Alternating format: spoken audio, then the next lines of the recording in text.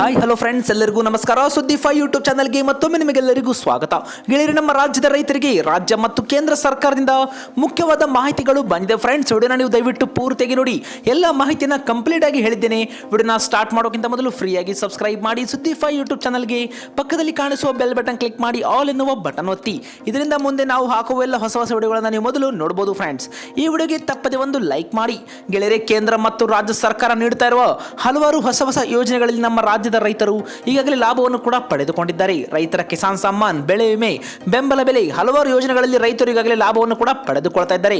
ನೀವು ಕೂಡ ರೈತರಾಗಿದ್ದರೆ ವಿಡಿಯೋಗೆ ಒಂದು ಲೈಕ್ ಮಾಡ್ತಾ ಕಮೆಂಟ್ ಅಲ್ಲಿ ನಮಗೆ ತಪ್ಪದೆ ನೀವು ಎಸ್ ಅಂತ ಒಂದು ಕಮೆಂಟ್ ಕೂಡ ಮಾಡಬಹುದು. ನಿಮ್ಮ ಕಮೆಂಟ್ ಗಳಿಂದ ನಮಗೆ ಉತ್ತಮ ಫೀಡ್ಬ್ಯಾಕ್ ಸಿಗುತ್ತೆ. ಫ್ರೆಂಡ್ಸ್, ಬನ್ನಿ ಗೆಳೆಯರೆ, ಇಂದಿನ ಒಂದು ಮುಖ್ಯವಾದ ಮಾಹಿತಿಯನ್ನು ನಾವು ನೋಡ್ತಾ ಹೋಗೋಣ. ಮೊದಲನೇದಾಗಿ ನಮ್ಮ ರಾಜ್ಯದ ರೈತರಿಗೆ ನಮ್ಮ ರಾಜ್ಯ ಸರ್ಕಾರದಿಂದಲೇ ಒಂದು ಭರ್ಜರಿ ಗುಡ್ ನ್ಯೂಸ್. ಹೌದು ಫ್ರೆಂಡ್ಸ್, ಕಬ್ಬು ಬೆಳೆಗಾರರಿಗೆ ಹೌದು ಫ್ರೆಂಡ್ಸ್, ಇಲ್ಲಿ ಮೊದಲನೇದಾಗಿ ರಾಜ್ಯ ಸರ್ಕಾರ ಘೋಷಣೆ ಮಾಡಿದಂತೆ 2025 ಮತ್ತು 26ನೇ ಸಾಲಿನಲ್ಲಿ ರಾಜ್ಯದ ಸಕ್ಕರೆ ಕಾರ್ಖಾನೆಗಳಿಗೆ ಕಬ್ಬು ಪೂರೈಕೆ ಮಾಡಿದ ರಾಜ್ಯದ ರೈತರಿಗೆ ಪ್ರತಿ ಟನ್ಗೆ 50 ರೂಪಾಯಿಗಳ ಆರ್ಥಿಕ ನೆರವಿನ ಮೊತ್ತ ಅಂದರೆ 300 ಕೋಟಿ ರೂಪಾಯಿಗಳನ್ನ ಬಿಡುಗಡೆ ಮಾಡಲಾಗಿದೆ ಎಂದು ಕಬ್ಬು ಅಭಿವೃದ್ಧಿ ಸಕ್ಕರೆ ಕೃಷಿ ಮಾರುಕಟ್ಟೆ ಸಚಿವರಾದ ಶಿವಾನಂದ ಪಾಟೀಲ್ ಅವರು ಇವಾಗ ತಿಳಿಸಿದ್ದಾರೆ. ಹೌದು ಫ್ರೆಂಡ್ಸ್, ಮುಖ್ಯಮಂತ್ರಿಗಳು ವಿಧಾನಸೌಧದಲ್ಲಿ ಕಳೆದ ನವೆಂಬರ್ 8ರಂದು ಕರೆದಿದ್ದ ಸಕ್ಕರೆ ಕಾರ್ಖಾನೆಗಳ ಮಾಲೀಕರು ಹಾಗೂ ಕಬ್ಬು ಬೆಳೆಗಾರರ ಸಭೆಯಲ್ಲಿ ಪ್ರತಿಯೊಂದು ಟನ್ ಕಬ್ಬಿಗೆ FRPಯ ಮೇಲೆ 100 ರೂಪಾಯಿಗಳ ಒಂದು ಆರ್ಥಿಕ ನೆರವು ನೀಡಲು ನಿರ್ಧಾರ ಪ್ರಕಟಿಸಿದ್ದರು.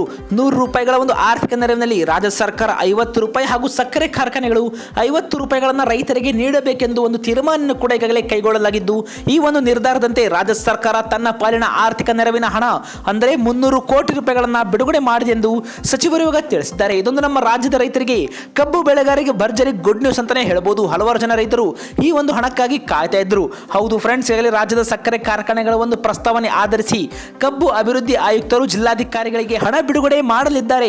ರಾಜ್ಯದ ರೈತರು ರಾಜ್ಯದ ಸಕ್ಕರೆ ಕಾರ್ಖಾನೆಗಳಿಗೆ ಪೂರೈಕೆ ಮಾಡಿದ ಕಬ್ಬಿನ ಒಂದು ಪ್ರಮಾಣವನ್ನು ಆಧರಿಸಿ ಅವರ ಬ್ಯಾಂಕ್ ಖಾತೆಗಳಿಗೆ ನೇರವಾಗಿ ಪ್ರತಿಯೊಂದು ಟನ್ ಕಬ್ಬಿಗೆ 50 ರೂಪಾಯಿಗಳಂತೆ ಜಮೆ ಮಾಡಲು ಜಿಲ್ಲಾಧಿಕಾರಿಗಳಿಗೆ ನಿರ್ದೇಶನ ಕೂಡ ನೀಡಲಾಗಿದೆ ಎಂದು ಕೂಡ ಇಲ್ಲಿ ಮಾಹಿತಿಯನ್ನು ತಿಳಿಸಿದ್ದಾರೆ. ಹೌದು ಫ್ರೆಂಡ್ಸ್, ಶೀಘ್ರವೇ ರೈತರು ಈ ಒಂದು ಹಣವನ್ನು ಅವರ ಒಂದು ಬ್ಯಾಂಕ್ ಖಾತೆಗಳಿಗೆ ಪಡೆದುಕೊಳ್ತಾರೆ ಅಂತಾನೆ ಹೇಳ್ಬೋದು. ನೀವು ಕೂಡ ನಮ್ಮ ರಾಜ್ಯದಲ್ಲಿ ಈಗಾಗಲೇ ಕಬ್ಬನ್ನ ಮಾರಾಟ ಮಾಡಿದ್ದರೆ ಒಂದು ಟನ್ ಕಬ್ಬಿಗೆ 50 ರೂಪಾಯಿ ಅಂತೆ ನಿಮ್ಮ ಒಂದು ಬ್ಯಾಂಕ್ ಖಾತೆಗಳಿಗೆ ಶೀಘ್ರವೇ ನಮ್ಮ ರಾಜ್ಯ ಸರ್ಕಾರದಿಂದ ಈ ಒಂದು ಹಣ ನೇರವಾಗಿ ಬಿಡುಗಡೆ ಕೂಡ ಮಾಡಲಿದ್ದಾರೆ ರಾಜ್ಯ ಸರ್ಕಾರ.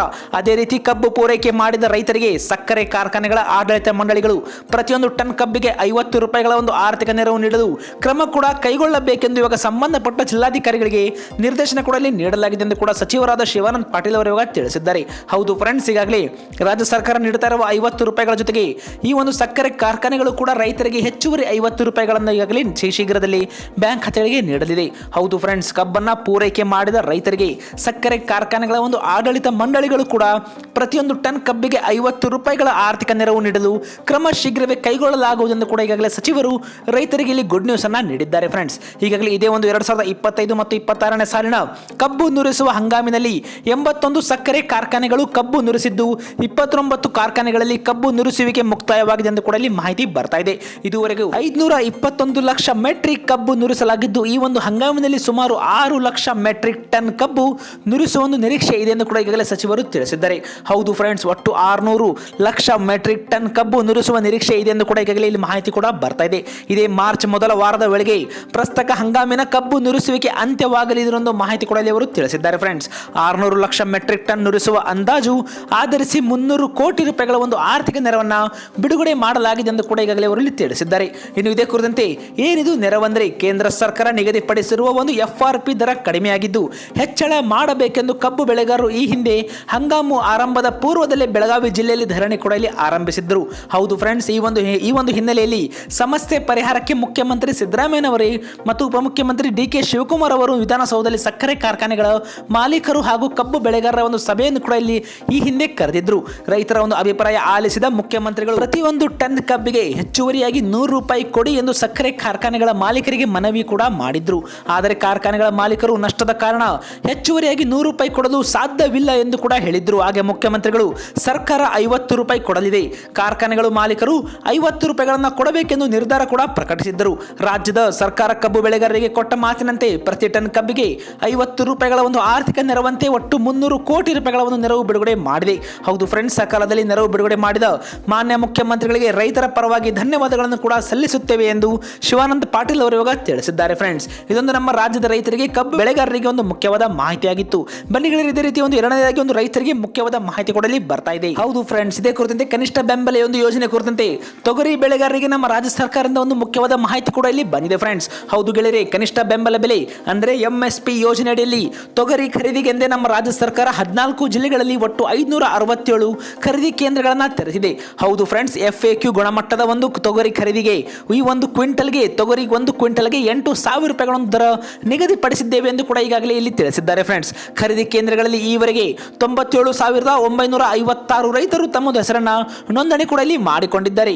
ಆದರೆ ಈವರೆಗೆ 10,922 ರೈತರು ಮಾತ್ರ 1.72 ಲಕ್ಷ ಕ್ವಿಂಟಲ್ ತೊಗರಿ ಮಾರಿದ್ದಾರೆ ಎಂದು ಒಂದು ಮಾಹಿತಿ ಕೂಡ ಇದೆ. ಉಳಿದ ರೈತರು ಆಸಕ್ತಿ ತೋರುತ್ತಿಲ್ಲ ಎಂದು ಕೂಡ ಇಲ್ಲಿ ಮಾಹಿತಿ ಬರ್ತಾ ಇದೆ. ಹೌದು ಫ್ರೆಂಡ್ಸ್, ಕಳೆದ ವರ್ಷ ಕೇಂದ್ರ ಸರ್ಕಾರ MSP ಒಂದು ಯೋಜನೆಯಲ್ಲಿ ಒಂದು ಕ್ವಿಂಟಲ್ಗೆ ಈ ಒಂದು ತೊಗರಿಗೆ 7,550 ರೂಪಾಯಿಗಳ ಒಂದು ದರ ನಿಗದಿಪಡಿಸಿತ್ತು. ರಾಜ್ಯ ಸರ್ಕಾರ ಪ್ರತಿಯೊಂದು ಕ್ವಿಂಟಲ್ಗೆ 450 ರೂಪಾಯಿಗಳ ಒಂದು ಪ್ರೋತ್ಸಾಹ ಧನ ಕೂಡ ಇಲ್ಲಿ ಘೋಷಿಸಿತ್ತು.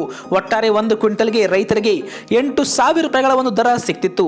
6 ಲಕ್ಷ ಕ್ವಿಂಟಲ್ಗೂ ಹೆಚ್ಚು ಒಂದು ಖರೀದಿ ಕೂಡ ಆಗಿತ್ತು ಎಂದು ಕೂಡ ಇಲ್ಲಿ ಮಾಹಿತಿ ಇವಾಗ ಬರ್ತಾ ಇದೆ ಫ್ರೆಂಡ್ಸ್. ಈ ಸಲ ಈ ಒಂದು ಖರೀದಿ ಪ್ರಕ್ರಿಯೆ ಮುಗಿಯಲು ಬಂದರೂ ಕೂಡ ಇನ್ನು 18 ದಿನಗಳು ಮಾತ್ರವೇ ಇದ್ದು ಕಳೆದ ವರ್ಷಕ್ಕೆ ಹೋಲಿಸಿದರೆ ಈ ಸಲ ಖರೀದಿ ಪ್ರಮಾಣ ಕುಸಿಯುವ ಒಂದು ಸಾಧ್ಯತೆ ಇದೆ ಕೂಡ ಇಲ್ಲಿ ಕಂಡು ಬರ್ತಾ ಇದೆ. ಹೌದು ಫ್ರೆಂಡ್ಸ್, ಈ ಸಲ ಖರೀದಿ ಪ್ರಕ್ರಿಯೆ ಮುಗಿಯಲು ಇನ್ನು ಕೇವಲ 18 ದಿನಗಳು ಮಾತ್ರವೇ ಉಳಿದಿದೆ. ಅಂದರೆ ಮಾರ್ಚ್ 16 ಕೊನೆಯ ದಿನಾಂಕವನ್ನು ಕೂಡ ಇಲ್ಲಿ ಸರ್ಕಾರ ನೀಡಿದೆ.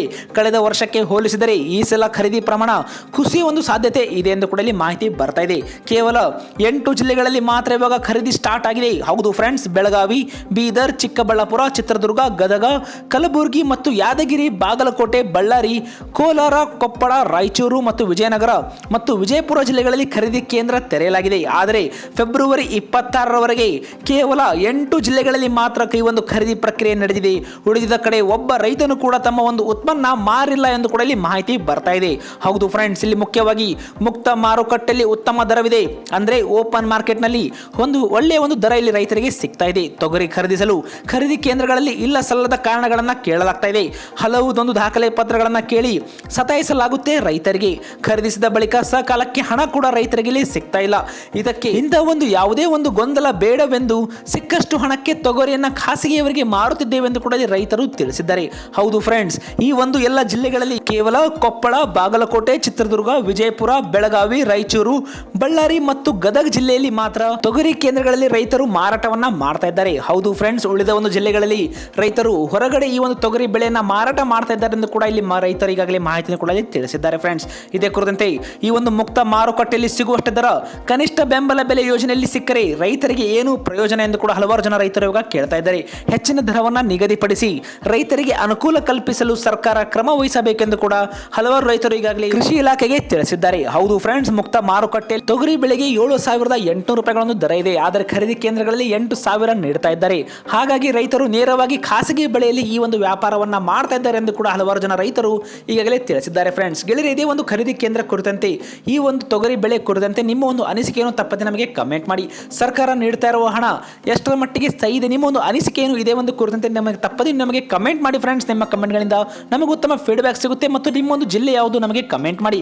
ನಿಮ್ಮ ಜಿಲ್ಲೆಗಳ ಮೇಲೆ ಬರ್ತಾ ಇರುವ ಎಲ್ಲ ಒಂದು ಮಾಹಿತಿಯನ್ನು ನೇರವಾಗಿ ನೀವು ಫ್ರೀಯಾಗಿ ನಮ್ಮ ಚಾನಲ್ನ ಮೂಲಕ ನೋಡಬಹುದು. ಯಾವ ಒಂದು ಯೋಜನೆಗಳು ನಿಮ್ಮ ಒಂದು ಜಿಲ್ಲೆಗಳಲ್ಲಿ ಬರ್ತಾ ಇದೆ ಎಲ್ಲವನ್ನು ಕೂಡ ನಮ್ಮ ಚಾನಲ್ನ ಮೂಲಕ ನೀವು ಫ್ರೀಯಾಗಿ ನೋಡಬಹುದು. ಹಾಗಾಗಿ ತಪ್ಪದೆ ನಮಗೆ ಕಮೆಂಟ್ ಮಾಡಿ ಫ್ರೆಂಡ್ಸ್. ಮತ್ತು ಈ ಒಂದು ವಿಡಿಯೋ ಇಷ್ಟವಾದರೆ ಲೈಕ್ ಮಾಡಿ, ಎಲ್ಲ ನಿಮ್ಮ ರೈತ ಬಾಂಧವರಿಗೆ ಮರೆಯದೆ ಶೇರ್ ಮಾಡಿ. ಇಂಥದೇ ಒಂದು ವಿಡಿಯೋಗಳಿಗೋಸ್ಕರ ನಮ್ಮ ಚಾನಲ್ಗೆ ಫ್ರೀಯಾಗಿ ಸಬ್ಸ್ಕ್ರೈಬ್ ಮಾಡಿ.